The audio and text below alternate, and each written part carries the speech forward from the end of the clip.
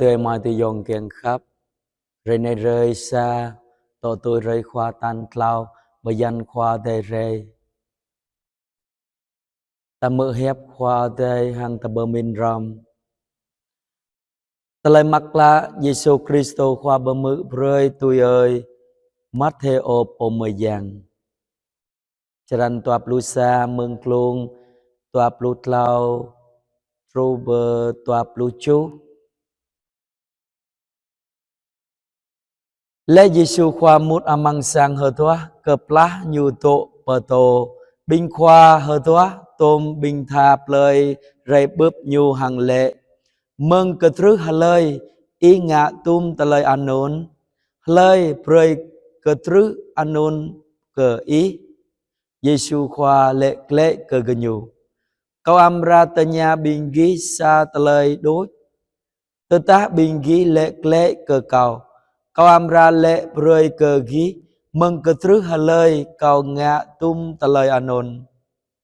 Pra Johan Pobanyu rơi mừng bờ bạ mừng ở đây bồ tát mừng mình nuôi gân nhu độ bờ mình lệ amang lam gân nhu po tơ ta ta lệ mừng ở đây nhu amra lệ cơ ta nun doa gớt bình ghi bù tùy gớt ô cơ nhu sa mơ tơ ta lệ mừng mình nuôi ta hụi cơ anak lời pla cơ doa ta abi bang lang Johan karsa cho po ba hep ở đây Doanun genyu lệ lệ cơ Giê-xu khoa gmơi bù thảo ô Giê-xu khoa lệ cơ bình genyu tường cao bù lệ lời cơ bình ghi mừng cơ trứ hà lời cao ngạ tum tà lời anon. Ở thừa mai thì dòng kiền khắp hẹp ở đây rơi này ngạ gom berkata tà lời này binh po binh tha mang anak Israel binh này yu thao lu tà lời phiền hàng yu thao lu hẹp ở đây sa mơ yu bù tùy gứt ô Johan rê yau chắc cơ nhu cơ mong sa mơ yu bù tùy chơ cả tụ ô yu hàng ngã lui Johan ô bà nhu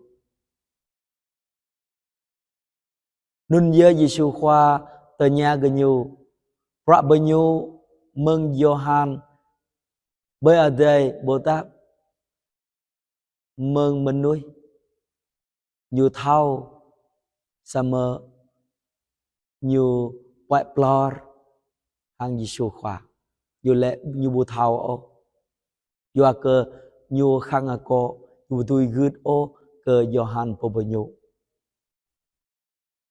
nun dơ nhu tổ bởi anap Giê-xu khoa bù berda ô cơ gơ nhu thao Giê-xu khoa nun dơ bình khang a cô bình ô ngạ an nhu bù tu ô pra bật lai pra mừng ở đây cơ vừa được câu Giê-xu khoa rồi cơ bi bam bình ta nằm khang a cô ô sa mơ ta tùy gứt cơ Giê-xu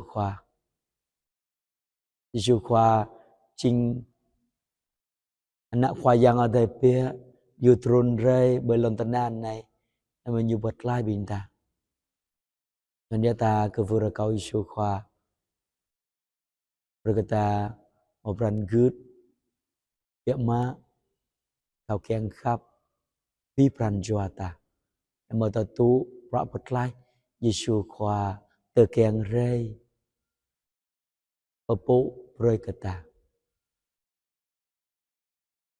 Amen.